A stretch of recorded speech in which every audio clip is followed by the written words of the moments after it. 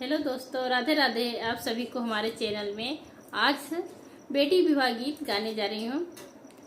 बेटी सोने कटोरे दूधवा पियले होगे, बेटी सोने कटोरे दूधवा पियले होगे, बेटी अम्मा से गलवा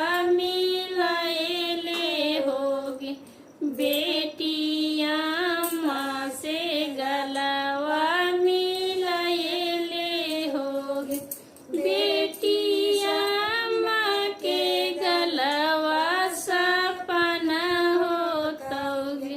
बेटी अम्मा के गलवा सपना होतोगे, बेटी सासू के गलवा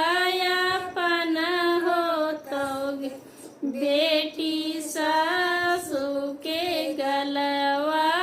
अपना हो तो, बेटी सोने कटोरे दूधवा पियले होगी,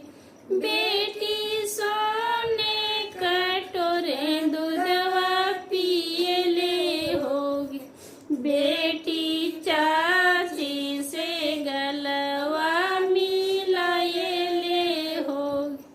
बेटी मौसी से गलवा मिलाएले हो,